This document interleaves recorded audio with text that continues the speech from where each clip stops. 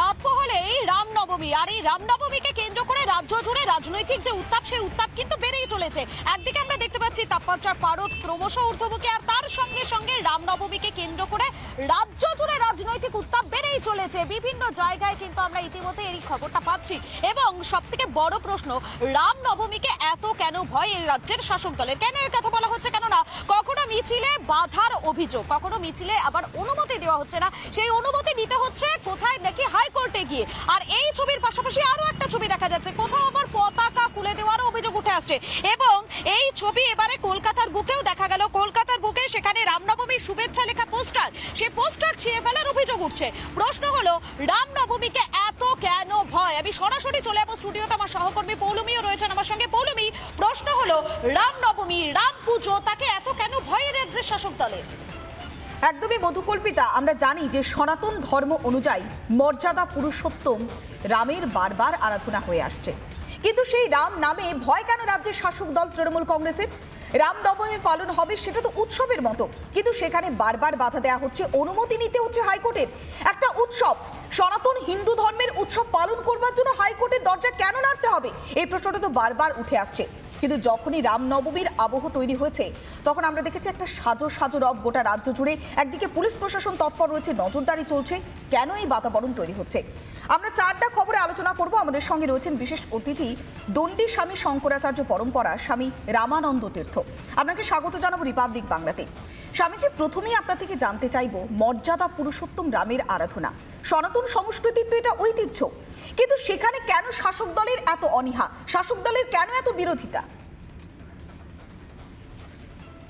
মর্যাদা পুরুষোত্তম রামের আরাধনা সনাতন সংস্কৃতি তথা বাংলার যে প্রাচীন আরাধনা সংস্কৃতি রয়েছে, সেখানে অঙ্গাঙ্গিকভাবে সম্পৃক্ত।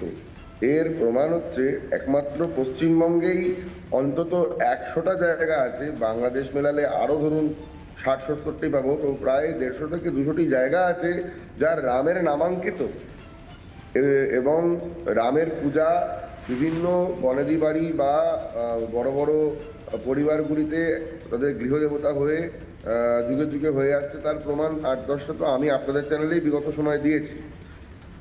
এখন বিষয় হলো, রাম মর্যাদা পুরুষোত্তম, তার পুজো বা তার মানে সমারোহ বা তার যে শোভাযাত্রা বেরোবে, সেইখানে অমর্যাদিত বা অরাজক তত্ত্ব যারা আছে, এরা তো ভয় পাবে, এটা খুব স্বাভাবিক ব্যাপার। রামের যে অনুশাসন, রাম রাজ্য, তারা তো রাম রাজ্য কায়েম করতে চায় না, তারা তো উশৃঙ্খল রাজ্য, রাবণ রাজ্য কায়েম করতে চায়, যেখানে অরাজকতা হবে।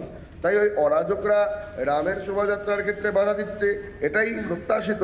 কিন্তু আমাদেরকে সাধারণ জনমানুষের মাধ্যমে এই যে অরাজক তত্ত্বদের বাধা, একে অতিক্রান্ত করে জনমত, ধর্ম, সম্প্রদায় নির্বিশেষে প্রত্যেকে একত্রিত হয়ে মর্যাদা পুরুষোত্তম রামের যে শোভাযাত্রা বা পূজা আরাধনা আমাদেরকে সম্মিলিতভাবে করতে হবে।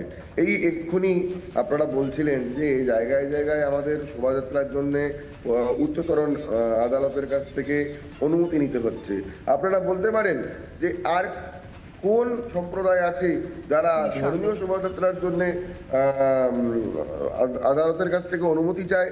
এই যে পার্ক সার্কাসে পান থেকে চুন খসলেই যে লক্ষ লক্ষ লোক, এখানেই প্রশ্ন যে সনাতন সংস্কৃতি পালন করবার জন্য আমাদের কেন আদালতের দরজায় কড়া নাড়তে হবে? সুকান্ত মজুমদার, বিজেপি রাজ্য সভাপতি, তিনি কড়া ভাষায় নিন্দা করেছেন রাজ্য শাসক দলের ভূমিকা নিয়ে প্রশ্ন তুলেছেন। শুনুন একবার। না দেখুন, রামের সাপোর্টারের থেকে যদি বাবরের সাপোর্টার বেশি হয়ে যায়, তখন এরকমই হয়। পশ্চিমবঙ্গে রামের সাপোর্টার কম হচ্ছে, বাবরের সাপোর্টার বেশি হয়ে যাচ্ছে। লড়াই করতে হবে আরেকবার। নানা ধরনের কন্টেন্ট দেখার জন্য লাইক করুন, শেয়ার করুন আমাদের ফেসবুক পেজ, সাবস্ক্রাইব করুন আমাদের ইউটিউব চ্যানেল। পাশাপাশি অন্যান্য ব্রেকিং নিউজের জন্য অবশ্যই চোখ রাখুন রিপাবলিক বাংলায়।